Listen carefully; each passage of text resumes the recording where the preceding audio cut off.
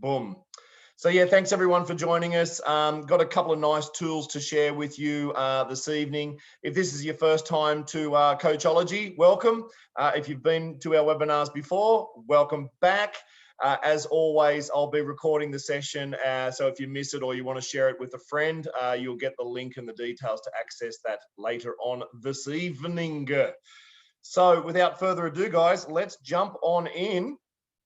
Courageous conversations for conflict resolution. So whatever the conflict, whatever you're looking to resolve, whether it's in the workplace, with a colleague, with a co-worker, with the boss, with the subordinate, or your husband, your wife, your family, or whoever, you're able to use these tools that we're going to learn and discover here together today. And thanks for the music. We've done a bunch of webinars over the last 12 months or so. Check out our YouTube channel. Here are just some of the topics here. Subscribe to our YouTube channel. You get updated with any notifications of new video or content that we upload. Again, I'll email the details through that later on this evening. And same with our Facebook group, 60-Second Leadership, where we share some nice, short, punchy, quick tips that if you're in a leadership role, you can use them in your leadership journey. So in terms of, having courageous conversations for conflict resolution, here's what we're going to cover. First step is your ability to develop rapport. So rapport basically means trust and connection. And the more rapport you have with another person, the more elegantly you're able to deliver that message, to give that feedback, to resolve that conflict. So you must have that ability to build rapport. Know the when and the where of effective feedback. So there is a time and a place for it to be most effective. Maintaining your own emotional intelligence, your own EQ for courageous conversations. Setting clear expectations. This little simple, powerful exercise that you can do, guys, is an absolute lifesaver. And it's kind of like preventative maintenance, right? In other words, it's a way to prevent conflict before it even happens. Best strategies before delivering the feedback, and then utilizing the BIF model for effective feedback, and as much as we can.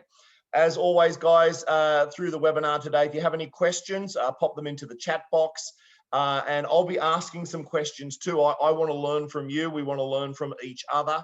So if I ask some questions and for you guys to give some input, offer your answers so that we can all learn together, you can pop those into the chat box super quick and easy. So just very quickly about me, I've been a professional coach and trainer for about 10 years. I set up Coachology together with my amazing wife, Coach Christy, MCC. And these are just some of the organizations that we've been working with all around the world.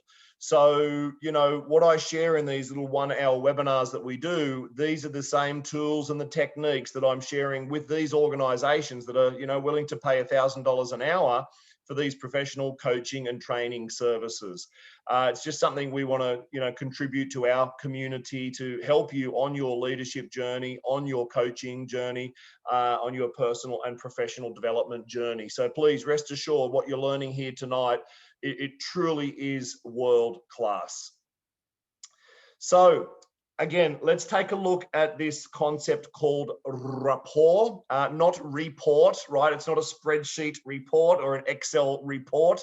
The word is rapport. It's a French word, which basically means your ability to create trust and relationship. And why is this important, guys, is because, if you want to be a leader, what's that saying that someone says? If you want everyone to like you, sell ice cream, right? Don't be a leader, right? So sometimes as a leader, you have to give some tough love. You have to have these courageous conversations, these difficult conversations. And so your ability to establish rapport, to develop a mutual trust and respect with other human beings that you're working with, well, the greater the rapport that you have, the more of the challenging conversations you're able to have with those people with mutual respect, right? So what do I mean by that? Think about it. If you don't have rapport, then you don't have respect. And, often then whatever you say to the subordinate or the co-worker or someone on that project, they just won't listen. They won't resonate. The words that you'll share, they will not take them on board. They will not receive them. And then so as a result, not only does that feedback or that challenging conversation that you have does not work, just your regular communication and the regular teamwork and synergy and collaboration, all of that falls by the wayside as well. So, you know, in the workshops that I'm delivering for organizations, whether it's communication or leadership or a coach training or whatever it is, you know, 80% of the time in those kinds of corporate workshops, I'm teaching them these tools of rapport, as I like to call it, because it's such a fundamental soft skill that all of us need to be able to develop even more. Right. So, you know, you've met people before, they're naturally good at building rapport. They can kind of talk to anyone and strike up a conversation, and they can talk easily and effortlessly. And then there's those other people which kind of, you know, they struggle to communicate with the humans. And, you know, that's okay. I know that I've been there. And so, you know, your ability to build rapport is that ability to get out of your comfort zone and to really build meaningful connections with people.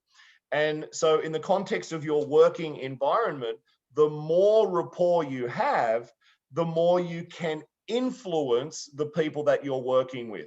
And so if you can influence them to complete their tasks on time, to submit the report on time, to do this and to do that, well, again, that becomes a preventative maintenance tool that you can use. So in other words, when you have good rapport, you can get more stuff done, and then there's less need to have those difficult conversations, those feedback conversations. And those conversations will still happen from time to time. So when you do have rapport, you're able to dive deeper into those challenging conversations and handle it like mature adults, right? Because at the end of the day, if you're working in an organization, you want to be working with mature adults, people that can think for themselves and have an adult conversation, even if it's somewhat of a difficult conversation. So rapport is important because it is key to influence who you communicate with. So whether you're communicating to the boss, to your colleagues, to your subordinates, your husband, your wife, your teenage kids, your daughter, whoever it is, the more rapport you have, the more influence you have, right? And of course, the opposite is true as well. The less rapport you have, the less influence you have. So if you're looking to do conflict prevention or conflict resolution, even if you don't like that other person, you still want to be able to build rapport with them so you can at least maintain some kind of level of mutual respect. In doing so, that will make any difficult conversation that you need to have much more effective. So at its most fundamental, guys, when we're talking about rapport, I just want you to simply remember this. When people are like each other, they tend to like each other. So the tool, one of the main tools that we use in building rapport is matching and mirroring, right? Matching and mirroring. So what does that mean is people like people who are like them. So you have a few opportunities where you can be like them through this tool called matching and mirroring. So you can see here, these two guys, they're kind of matching and mirroring their physiology, right? We communicate with our physiology up to 55%. So when you're wanting to build rapport with someone, if it's true that people like people who are like them, then you can use the similar gestures. You can have the same kind of body language, right? In addition to your body language, we have your tonality, the tone of your voice. Some people talk loud, some people talk more softly. Some people like to talk quick, other people like to talk more slowly. So if you truly want to influence the other person, it's up to you to be adaptable and flexible to their communication style. As you match and mirror their preferred communication style, they'll be thinking unconsciously, by the way, huh, he's kind of like me or she's like me. And then there'll just be this natural ease and flow of conversation. Why? Because you've connected with them and you've built rapport with them. Makes sense, right? Yeah. So just before we get to that, let's just cover this rapport a little bit more.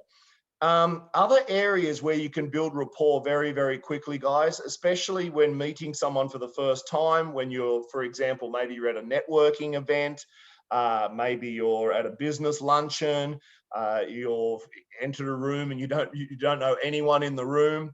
One of the quickest ways to build rapport is to simply find something in common with the other person, which is like matching, right? People like people who are like them. So if you're a cat person, look around the room and try and spot the cat people. Maybe you're a dog person. Maybe you've got kids. Maybe you don't have kids. Whatever it is for you, try and find something in common with that person that you're meeting for the first time. This is a beautiful, elegant, simple, powerful way to be able to build rapport with another person. Now, the same goes for in the workplace, right? So you're a leader, you have a team. You want to connect with each member of the team as individuals, right? So yes, you're the leader and you might have a team of 5 people, but for sure, those 5 people that you're leading, they have a different communication style. They have a different motivation strategy. They have different strengths and different weaknesses or opportunity areas. In other words, those 5 people, they're totally unique and independent of each other. The only thing they have in common is that they're working for you in the same team. So when you build rapport with your subordinates, you want to connect with them on a professional level while understanding a little bit about each of them, right? Understanding what is motivating them. Do they like to be very descriptive in the way that they talk, or are they kind of short and sharp and direct to the point, right? Think about it. It works upstream as well. Let's say you have a boss and your boss is well known for, short, sharp, and very direct communication, right? And then you go in there and you start telling all of this big story, la, la, la, la, la, la, la, la, la. The big boss is going, whoa, whoa, whoa, whoa, whoa, whoa. Come on, get to the point, right? So it's up to us to be flexible to adapt to the people around us that you want to be able to influence.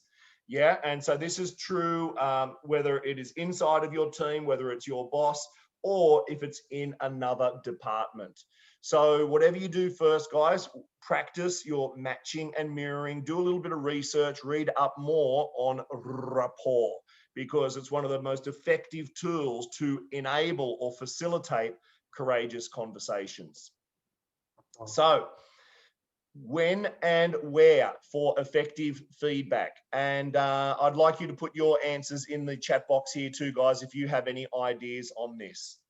So one of the first things to consider when giving effective feedback, which by the way, that's most of the time when you're going to be having these courageous conversations, make sure you have a safe and private space, right? It sounds pretty obvious, I know. And remember, people don't always necessarily need to hear you if you're giving feedback to someone. Our body language is communicating 55%. So if you're having what I call a colorful conversation with someone and other people can see you, well, just by looking at the body language without hearing a word, they can kind of get an idea of what's going on. So make sure it's nice and private. Probably actually easier to deliver feedback in today's world where you can do it virtually. Just, respect the other person to make sure they are in a private area. Perhaps if they're sitting in the middle of a Starbucks, might not be the best time.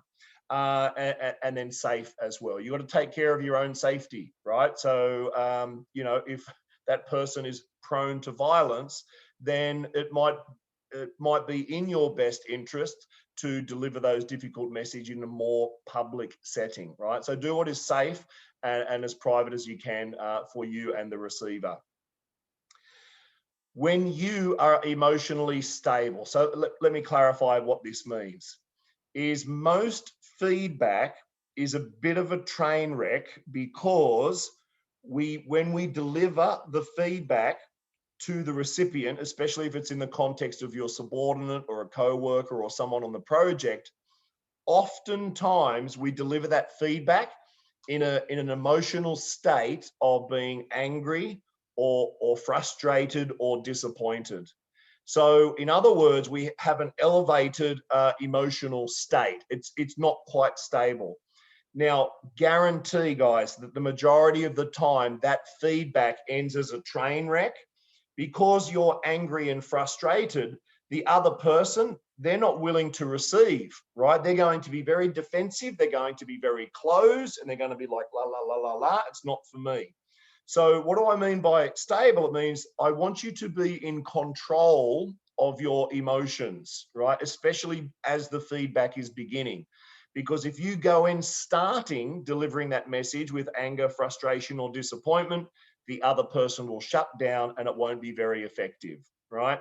Now, sometimes you could be quite upset when it's time to deliver the feedback. Now, again, if you're getting very emotional and very upset and there might be tears and things going on, like, okay, we're human, and it won't be as effective. So what do we mean by this, guys, is get yourself in a strong emotional state. Be really clear, be centered, do what you need to do to manage your emotions before getting into the courageous conversation. Now, in a perfect world, ideally, when the other person is open to receive the message that you're going to share with them. So what do we mean by that? I don't know. If they're like crazy busy, if you can see that they're in a very angry or frustrated state because of whatever else is happening throughout the day for them, it's probably not the best time, right? You know, they've just had a big drama or something with their boss or co-worker or whatever, and you can see that they're really angry and very defensive. It's probably not a good time to have that courageous conversation. It simply won't be as effective. Now, I will be sharing a couple of tips on how you can ensure that they're more open to receive the feedback. So we'll get to that in a second. Now, please, guys, in the chat box, tell me when and where is some more areas for effective feedback. If you can pop that into the chat box now, please, that would be awesome. If you have any other suggestions for a when to give effective feedback or where to give effective feedback, tell me what's worked for you well in the past so we can all benefit from your experiences. That would be awesome, please. And as you're about to write those, then I will share a few more as well. Yeah, this is important, guys, when you're thinking of the when and the where. Make sure that you allow yourself enough time to have that courageous conversation. So what do I mean by that? You don't want to rush it, right? You don't want to be looking at your clock, even though you probably want to get it over and done with quickly. I get that. Yet, if you want it to be a truly effective feedback that has long-lasting positive consequences, you'll be able to deliver the feedback, and then you want to be opening up a two-way discussion, right, on clear expectations moving forward. So a courageous conversation is all of that. It is delivering the effective feedback, and then it's having a two-way discussion about how we can work together to create more synergy. So make sure, however you're going to do it, to allow yourself and the other person enough time to be able to do that so that it's not rushed. That would be wonderful. Yeah, thank you. Sruvanirin, apologies my pronunciation, when the environment is a bit relaxed and comfortable. Yeah, so taking the feedback or those courageous conversations off site, that can be very, very valuable, like to the cafe down the road, to the bookshop, library, lounge area, to a hotel lobby, you know, before a meeting. There are many, many ways where you can take it into a more relaxed environment and a less confrontive environment, right? So your office as the leader could be very confrontive to many people, especially if you've had these, let's say, not so good feedback conversations in the past. So you might want to kind of separate those a little bit. Yeah, Jeffro, after the activity event has ended, right? So yeah, a good time to deliver feedback is right after it's happened, right? So if someone made some inappropriate comments during a meeting or an event, or you know, the information they presented was like totally wrong, it was a train wreck, then delivering the feedback sooner rather than later is always going to be more effective. And let me tell you a little bit why, guys. For most of us, it works like this, right? We want to deliver the feedback and then we don't for whatever reason. And so our own negative emotion, that frustration, that anger, that disappointment, whatever it is, it builds. And we know that we should give the feedback, but we don't. And then we know we should and we don't. And it builds and it builds and it builds until one day, boom, we snap. And then so we think, oh, now's a good time to say, hey, you come here in my office now. I'm going to give you this feedback right now. Well, as we've already covered, if you're leading that coaching conversation with those elevated, angry emotions, it's going to be a train wreck. So do yourself a favor and do the recipient of the feedback a favor by nipping it in the bud, by doing it sooner rather than later. I personally understand that wherever is okay for people to talk and feel comfortable to open the mind and share ideas and troubles. That's right. For some people, it's at the water cooler or the coffee machine or out in the car park or sitting quietly over in the corner. So again, you want to be flexible to be a little bit more accommodating to the other person when appropriate. My former GM always says to us when any conflict happened to go and have a coffee together. I think going off-site for a coffee to a cafe or a tea or a juice, whatever it is one of the best ways to be able to do it. Make sure there's no distractions or interruptions. Spot on, Joanne. After emotionally loaded case story feedback goes the next day, still fresh yet without unnecessary attachment to the situation. It allows to look at it with some distance. Beautiful, Marion, beautiful. Okay, great tips, guys. Thank you. I think we may have one or two more. Oh, there we go. Off-site can sometimes be more effective, that cafe, the coffee shop, wherever, and sooner rather than later.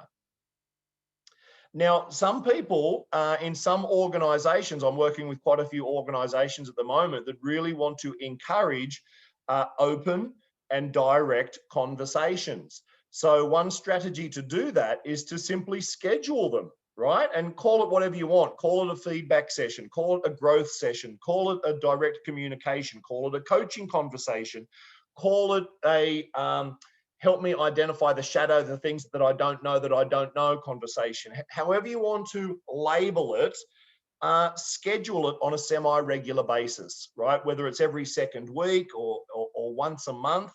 So as you kind of have those schedules, those one-on-one conversations with your team on a more regular basis, then you know that there's always going to be an opportunity to be able to have those kinds of conversations. Now, another way, guys, to kind of create that kind of environment where you welcome feedback and it's you're able to have those more free and open discussions is you can ask for feedback first, right? So you're having your get together. It might be a bi-weekly where you go out for that cup of coffee. You might start by sharing some of the good things that happened in the last couple of weeks, the last 2, 3, or 4 weeks, right? Some kind of successes and some kind of wins. Fantastic. And then you might ask your subordinate, hey, Mark, so can you please tell me in which areas could I improve or could I serve you better? Right? So you're proactively asking for their input on how you can improve yourself as a leader. Now, of course, what should happen after that, once they say whatever they say, then you should be able to reciprocate it, where they ask you, okay, thanks, boss. Thanks for allowing me to share. Please, can you tell me some areas where you think that I might be able to improve, right? So very, very constructive feedback. In fact, we call it feed forward because you're proactively wanting to improve yourself rather than waiting for the feedback to correct the unwanted behavior. You're proactively thinking about and asking for areas where you could improve. So maintaining your EQ for courageous conversations. So again, if you have any suggestions here, guys, please do pop them into the chat box. What do you do to maintain your EQ for courageous conversations? Here's a couple of tips to get us started. Be prepared, right? So if you're going to give some feedback based on an unacceptable, behavior or task or performance or whatever it was, don't just go into the meeting with like an opinion. Don't just go in with, that you've heard kind of gossip around the water cooler and the coffee machine. That's not fact and data. So prepare yourself accordingly by gathering as much fact and data and examples of that unacceptable behavior, and have that written down, ready to be able to present to them, so that if things do get a little bit heated or you feel that you're kind of losing control in the meeting, then at least you have these notes that you can refer back to make the feedback even more effective. Get yourself into a peak state. So what do we mean by peak state? We mean a peak emotional state. I want you to be in a state where you feel confident and where you feel present, right? This is what we mean by peak, as in the top of the mountain. A peak emotional state is, confidence and certain and, aware and present. And so you need to do what you need to do to get in that kind of state, whether it's listen to some quick music, walk around the office, do a little mini incantation or an affirmation or whatever it is. Get yourself into that higher positive emotional state, right? Because the opposite is, you're concerned, you have fear, you're worried about how they might react, and oh, what am I gonna? If you go in with that kind of energy, then it's not going to be as effective. Yeah. And then don't rush, right? Just take it easy. You will have the tendency to, I want to get this over as quickly as possible. You need to resist that urge, because then you'll miss sharing important things in the feedback session. So, if they respond with something, they try to defend or attack, or maybe they even accuse you of this or that or whatever, don't take it personally. Just take a breath, give yourself a couple of seconds, right? You do not have to respond in a nanosecond, right? So just compose yourself, maintain your emotional intelligence, give it some thought, take a breath, right? Acknowledge what they've said. Thank you for sharing your point of view, right? You can respect their point of view. It doesn't mean it's the truth. It's the truth in their map of the world. Doesn't mean it is the truth, right? So you can respect their point of view. You can respect their perspective about the situation. So you can acknowledge that, right? And then as you're kind of acknowledging that, thank you for sharing your point of view, well, then it gives you a few extra seconds to be able to think about how to respond instead of react. You see, when you get into reaction, you're kind of giving your power away. But if you give yourself that space between stimulus and response, and you respond consciously, thoughtfully, then you have more likelihood of steering the conversation to where you want it to go. You might need a third party, guys. If it is some kind of elevated conflict where it feels like it is outside of your control, that that person is a bully, is a manipulator, is distorting the truth, and then there's a pattern of that, right? Then it might be in your best interest to get a third party, whether that's HR, whether that's a mediator. Coach Christy and I often get called in to help mediate sessions between people. So if that's what you need to do, then that's what you need to do, and then go ahead and find someone that you trust that can help facilitate that session with you. What else, guys? What else? Hopefully you've shared some goodies here into the chat box for me. Focus on context, not on content. Ooh, okay. Nice. So it's true. When you talk about context, it means that behavior in that context is not acceptable. And then so that should be the area of your focus. ethnocentric instead of egocentric. Yeah, ego will be your enemy. What is ego? Ego is I want to be right. Okay, and it's a general human defense mechanism that if you feel that you're being attacked, right, that the ego is going to want to defend itself.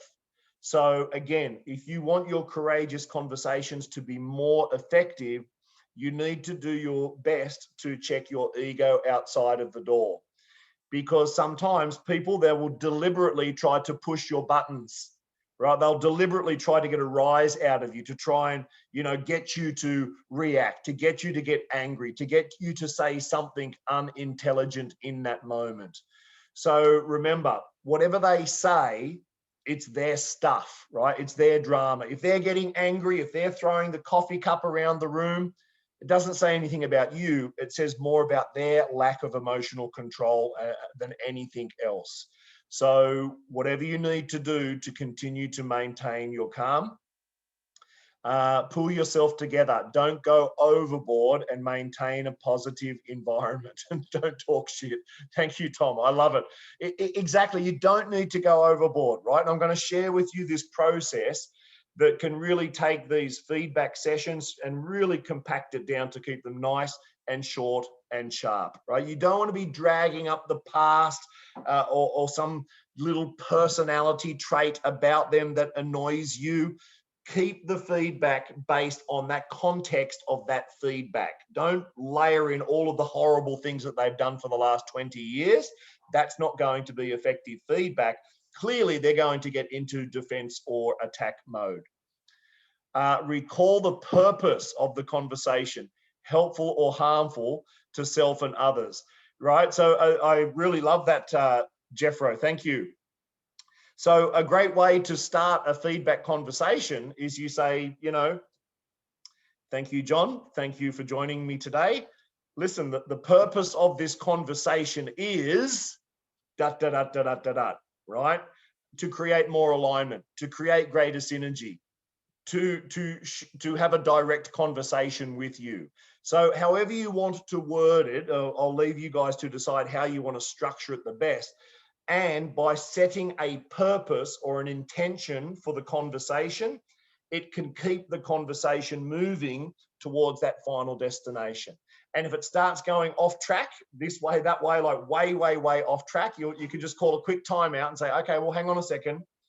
Remember, the purpose of today's conversation is to create clearer expectations so we can have greater synergy together. I feel like we're going a little bit off track. That can be a separate conversation for another time. For the purposes of this conversation, let's stay on track. Yeah? What else? We've got, thanks guys for sharing. I really appreciate you guys. Make your conversation to serve whomever you want to coach. Be sincere and genuine. Right, guys, this is so true. The purpose of feedback is to help the other person to grow. If you've got that kind of mindset that you're wanting to have this difficult conversation, this courageous conversation for you, it's not for your own peace of mind, right? That might be a pleasant side effect that you kind of feel good after being able to vent and express. However, the true purpose is that you want to help them to grow. You're helping to shine a light on the things that perhaps they don't know that they don't know, or they don't want to know. So either way, the purpose of your giving the feedback and having those challenging conversations is to help them to grow to that next level. Awesome. How else can you maintain your EQ, guys? Well, a nice way is to get outside of your comfort zone more often, right? So as I mentioned, people put off and put off and put off these colorful conversations because they feel it's too far outside of their comfort zone. But guess what? If you kind of push yourself just a little bit each day in some way by getting yourself outside of your comfort zone, then this whole concept of these courageous conversations will be much, much easier for you. And then your ability to maintain your cool and your calm will dramatically improve as well. Awesome. Now, let me share with you guys this expectations exercise, what I like to call it. It is an absolute lifesaver. And the best time to use this particular tool is whenever it works best with when you're working with someone on a regular basis. So you probably don't need this exercise if you're just working with this person as a one-off. It's more if you're working with them on a regular basis. So think subordinate, boss, business partner. This one is really good with department heads, right? A peer level in another division or another department. This tool is really, really powerful for that. So basically what you want to do is create clear expectations with the people that you work with. And so very simply, you get in a group of two and you say, in my role as, whatever your role is, insert your role here, please tell me your expectations of me so that we can create greater synergy. Now, let me clarify this a bit further first. Most anger and frustration in the workplace happens because other people do not meet our own expectations. So in other words, we have expectations that this person does that, or that person does this, or they do that, yet, and then they don't fulfill those expectations. Now, why do they not fulfill our expectations, and why does that create all this anger and frustration? Because most of the time we've never communicated to them clearly what our expectations are of that person. So, and this is happening both ways in all departments, in all organizations. So everyone is walking around getting pissed off, angry, and frustrated because he didn't do this, or she didn't do that, or they didn't do that. Yet we've never taken the time to clearly and fully express what our expectations are. So what this exercise does, it removes the assumptions and the mind reads that come through all of this lack of clear communication, right? So let me tell you a real life story. Many years ago, I had a business partner. We got to the point where our communication became really, really bad. In fact, we would pass each other on the hallway and just kind of growl at each other. And it was uncomfortable, and the staff didn't know how to be around us. And it was just almost a toxic environment, right? And so one day I said, look, all right, let's call him Bob. I said, all right, Bob, enough.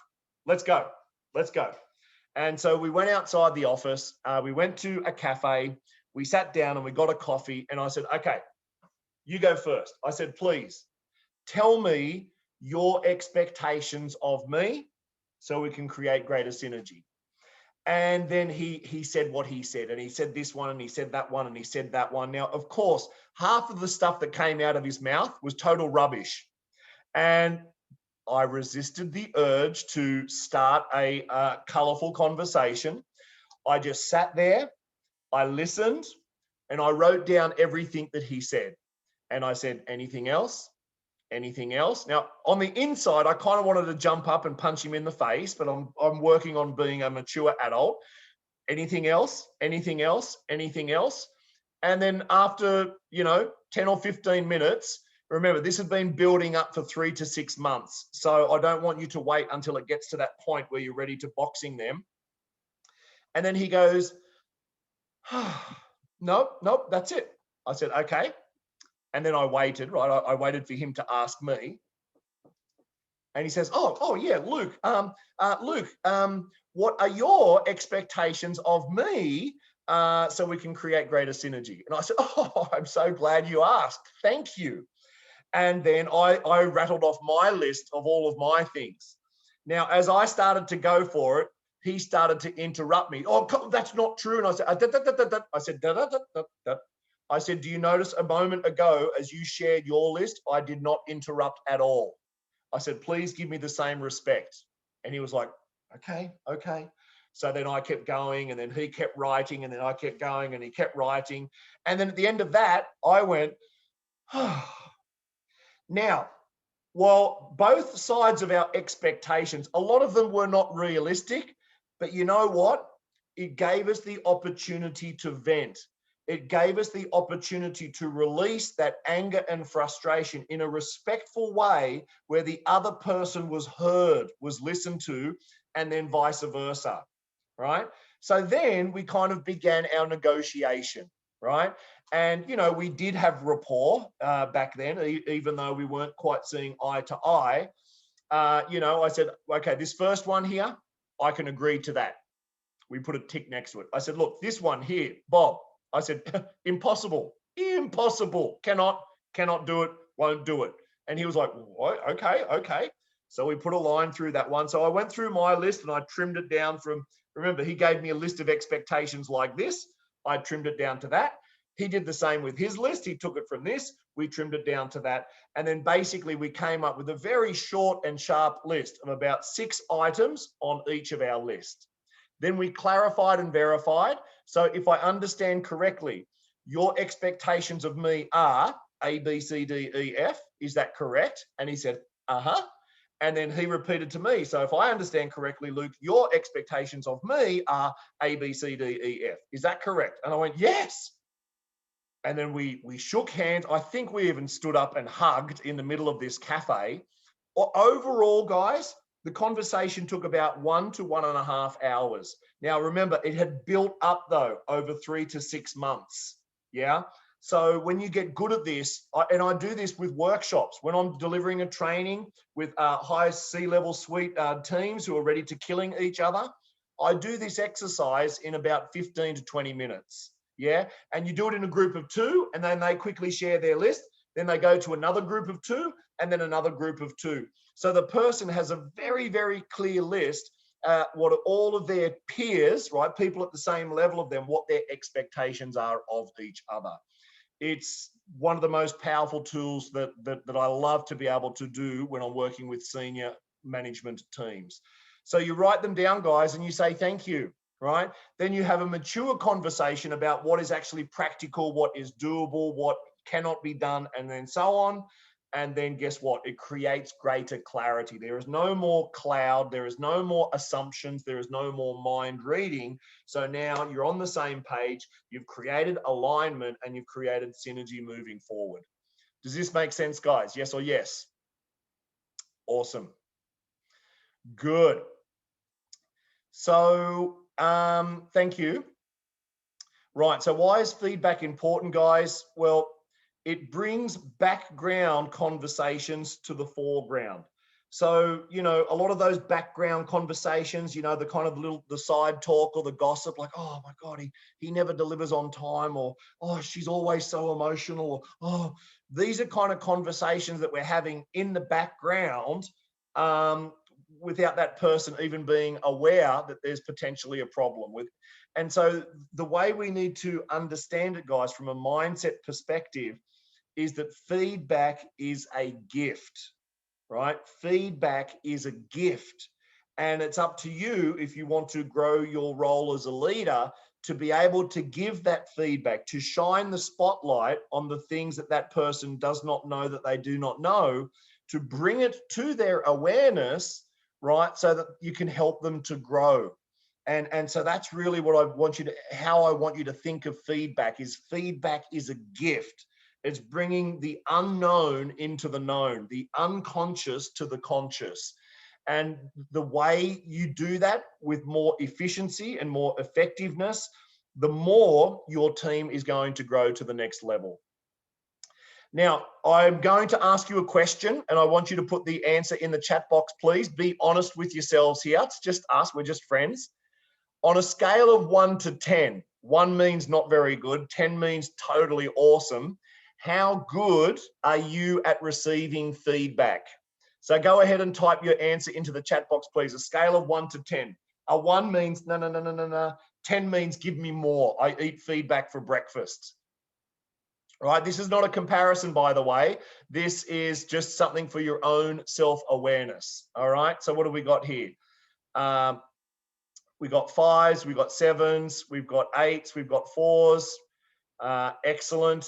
5s, 6, depending on my state of mind, 7s, 8s, 8s, 8s, 8s, 8s. Very good, very good, very good. So check this out, guys. This is what I want to, I'll come back to these questions in the chat box in a second, but one thing is for sure first, guys. Think about this. If you are a 3 out of 10 for receiving feedback, and yet in the very next breath, you want to be able to deliver effective feedback at a 7 or an 8 or a 9, it's not congruent, guys. It's not authentic. It's a total mismatch of behavior, right? So you're a 3 out of 10 at the moment, like blah, blah, blah, blah, blah. The boss gives you feedback. You go and complain to your co-workers. Oh my God, did you hear what she said? Oh my God. Now, your staff are observing that behavior in you, especially if you're in the normal office environment where everyone can see everyone. So there's no way that you can expect to deliver feedback unless you are willing to receive it first. So the first thing you want to do, guys, is wherever you're at on that scale, right, is to improve it. Get it up to a 7 or an 8 or a 9 to be able to receive feedback if you truly are serious about delivering effective feedback yourself. Otherwise, you receive it at a 3 and you think you can deliver it at an 8, it's totally incongruent. You know it subconsciously, and the receiver of your feedback knows it as well. So if you're only good at receiving it at a 3, guess what? You'll only be able to deliver it as good as a 3 as well. So that's the first thing you need to do. As my mentor used to say to me, do your push-ups, Luke, right? As in to continue to work on myself personally and professionally, be more open to receiving feedback. All right, a couple of quick questions there. So where am I here? How can we build this culture into the organization? Start with yourself, right? Whatever you're learning here today, start with yourself. What's the next step? Come to one of our courses, our NLP program or our ICF program. Third step, invite me into your organization and I'll walk you through step by step how to do it. But first of all, start with yourself. Be the change that you want to see in the world by applying these principles for yourself, and then watch the ripple effect go out throughout the organization. That's where you're going to start. Yeah, unfair feedback could be poison, but guess what? You don't have to take it personally. If you like, and this is what I mean, if you're open to receiving the feedback, just treat it as data and information. It might not be true. It's simply data and information.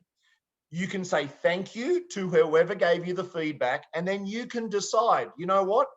That's total bullshit. That's not even true.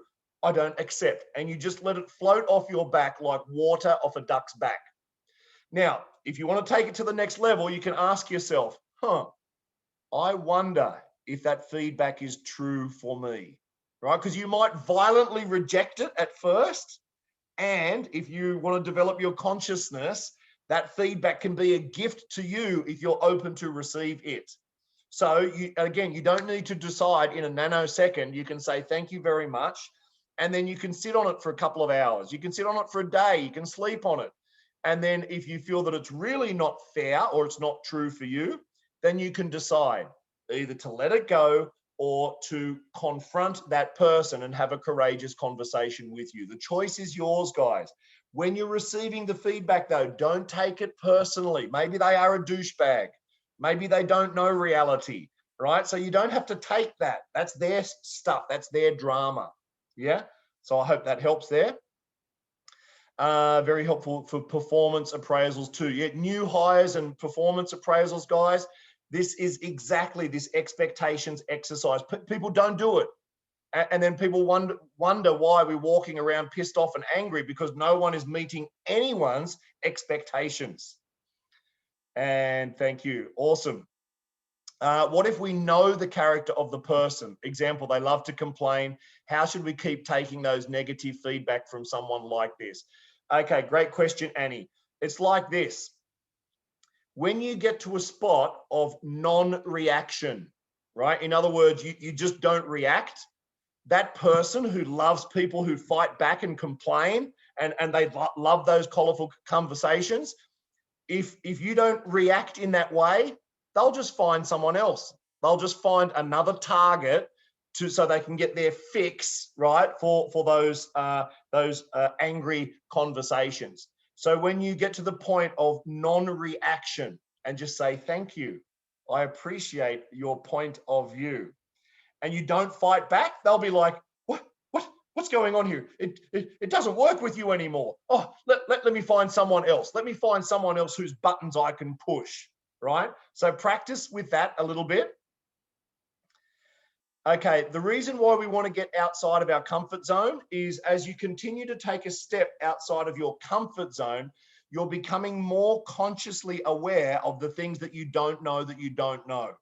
So in other words, each time you get outside of your comfort zone, you learn something new.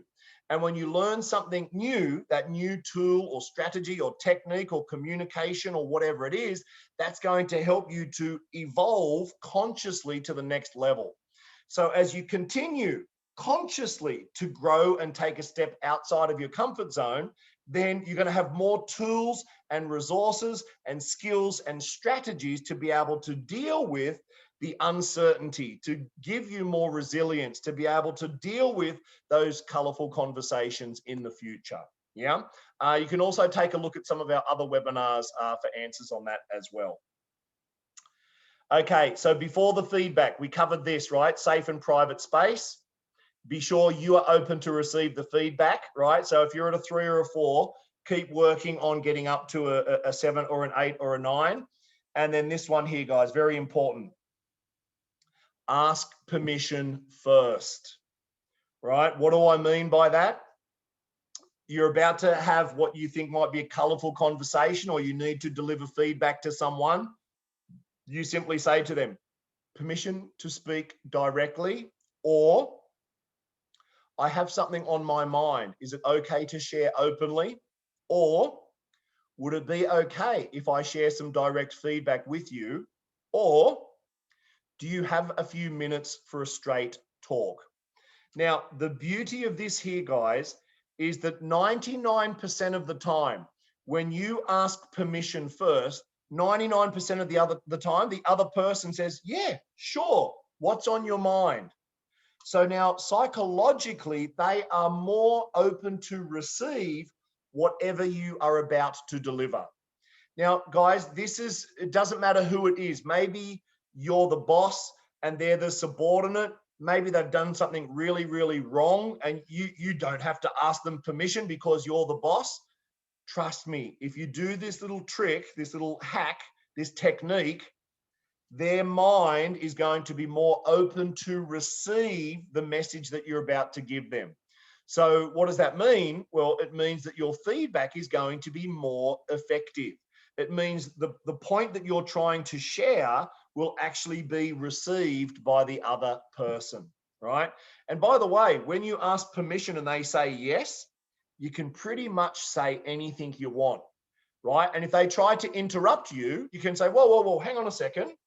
I just asked for permission to share feedback and you said, okay, can I please finish sharing my conversation? Okay. Right? So even if you remember nothing else, guys, from today's session, ask permission first. Just watch how it opens doors for you, right? Because then you don't need to do a full sit down 20-minute feedback conversation. You can just do it kind of almost conversationally. Hey, permission to share an observation? Yeah, sure. What's on your mind? Well, what you said in the middle of the meeting there, I'm not sure that was received very well by the big boss. Oh, really? What do you mean? Please tell me more. Boom, then you've opened up a two-way discussion, right? So it's a very soft and very gentle way to get the other person's mind open to whatever it is you're about to share. Now, if you're going to give feedback to your boss, which is possible, you may want a double layer of protection. So what do I mean by that? You ask for permission twice. Hey, boss, have you got a couple of minutes for a quick talk? Yeah, sure. Come in. Well, actually, boss, is something I feel a little bit uncomfortable to share. Are you sure it's okay that I share openly? Well, now the boss is going to close the laptop and say, yeah, please take a seat. What's on your mind? Yeah. So then, and again, if they try to cut off or interrupt you, you can say, come on, please, come on. I asked for permission. Please allow me to finish. Yeah. Then you simply follow this BIF model, guys.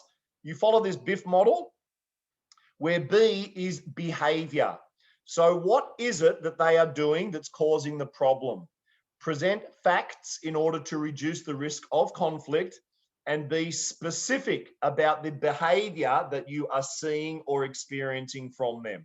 So for example, you've been late, you've been more than 10 minutes late on 3 occasions this week, or for example, you did not meet your production quota. Whatever the behavior is, whatever you have observed based on fact and data, not based on opinion and not based on gossip, right? That's why you need to have your evidence and you need to do your homework and you need to be prepared in advance, like we covered before. Impact. What impact is their behavior having? Again, present facts to reduce the risk of conflict, and again, be specific about how their behavior is impacting you or the team or the organization or the customers, right? So for example, whenever you are late, someone else has to come to cover your position. This means they get diverted from getting on with their own work, or when you do not achieve your monthly quota, we are unable to deliver our promise to our customers. Behavior, impact, based on fact and data. Now, at this point, step number 3, this is where you can share your feelings, right? Remember, I said before that most feedback is a train wreck because anger, frustration, anger, oh, boom. And then we say, right, now I'm going to give you the feedback because I'm totally pissed off and angry. Not a good strategy. However, here on step 3, it is an okay strategy to utilize. So you can express how this makes you feel: angry, sad, frustrated. We can all relate to the feelings more than their cause, so they're a powerful way to give some kind of scale to the problem. This makes me feel disappointed, or I feel very frustrated you and really concerned that we might lose this customer. Yeah. Now, I know we've got a few coaches on the call today, guys. You can use this exact same model if, for example, your coachee, your client, whether it's your subordinate or a paid client, perhaps they're regularly not completing their tasking or their homework, right? So you can share with them, I've observed for the last 3 sessions that you've not completed your tasking. The impact this has is that, well, you won't be able to achieve your goal on your agreed upon deadline. And I feel very concerned for you, right? This can be another way that you can share your feeling. Concern for you that you won't achieve your goal, and because you mentioned how important it was to achieve this goal for you, right? Then you move to the final F, which is future. So again, for the coaches and the leaders on the call today, this is kind of where you put your coaching hat back on, right? So you'll open the discussion on what changes are to be made. This is the start of a 2-way coaching conversation. Stick to the facts laid out in the BIF steps to prevent denial or reasoning or excuse-itis of the situation. To keep on track and achieve a successful conclusion, make sure you have a clear vision about what the ideal behavior looks like. In other words, share the clear expectation, right? So Mary, as per your employment contract here, it states that all employees must be arrived at work at their station by 9 o'clock, ready to serve our customers. That's the clear expectation. So you better make sure that you have a very clear picture about what the ideal behavior looks like, the clear expectation of what you want from that person. Yeah, make it real so that they can understand it, and then offer support and guidance as appropriate. Then you ask them to commit to actions they will take via a coaching conversation to improve their performance. So what do I mean here, guys? You're not going to tell them the actions that they need to take, right? That's not your job. Your job is to create a safe space and say, okay, Mary, so based on our discussion so far and the clear expectation of being to work on time at 9 o'clock, what are some actions you can take to fulfill this clear expectation, right? Then as the leader, you zip it, because guess what? If you tell them what to do, guys, there's a high probability that they will resist or that they'll reject whatever it is that you tell them to do. So this is where you need to put your coaching hat on and say, okay, what else? And then they say whatever they say. What else? What else? What else? And you elicit from them as many actions as you can. Now, maybe Mary says something like, oh, well, I can set my alarm 5 minutes earlier, and that should get me to work on time. Now, you and I both know that that strategy is not going to work very well. So this is where you want to gently push them a little bit to take a more kind of robust action, an action that's more likely to deliver the result. So again, you could ask permission. You'll say, Mary, permission to share an observation? Yes. Well, Mary, I think setting your alarm 5 minutes early probably won't help you to achieve your desired outcome of arriving to work on time. What else could you do instead? Right? So again, direct communication, guys, will solve 95% of the problems in the workplace. Having the courage and following this structure will give you more ability to have those courageous conversations in a way that they are received, right? So a lot of what I'm sharing with you here, guys, is from our NLP training. It's the Leadership and Coaching Certification, 4-in-1 certification. There are 15 different language patterns, right? Patterns or use of words to be able to prevent and resolve conflict, to develop your influence, strategic thinking, and so on. Remember, communication is happening internally and externally. The good news is this program is starting on Thursday, and you can join us here in Bangkok, or you can join us virtually from anywhere in the world. The next session after March will be July. But if you're serious, guys, about implementing these tools into as part of your culture, as part of your leadership, as part of your organization, do yourself a favor, come and join this program. Special investment, just 50,000 baht, or we do have a convenient monthly payment plan for you. I'm going to send you details on this course later this evening. And for those who are looking to take it to another level where you want to enhance your coaching skills, either as a professional coach or using coaching tools in your leadership role, especially if you're a senior leader or you want to be a senior leader, I'm delivering leadership coaching programs for literally dozens of organizations throughout Asia and throughout the world right now. Leadership tools utilizing coaching is booming at the moment. So if you want to be a modern leader with more tools and resources available for you, coaching is the way to do it. These coaching tools and techniques will facilitate these courageous conversations and help to empower people in the organization. 55,000 or 11,500 over 5 months. And ladies and gentlemen, that is it for me today. I hope you enjoyed today's little workshop. It's the quickest hour of my week. Every time the hour is just gone. So I hope you guys enjoyed it as much as I did. Thank you for contributing and putting in the chats. I'm going to have a little break from the webinars now. We've got this NLP and the ICF training coming up over the next 2 weeks. And we've got a bunch of corporate leadership programs and coaching programs on as well. So I'll probably see you guys in another month or so, unless you want to come and join us at the NLP and ICF training, which I hope to see you there.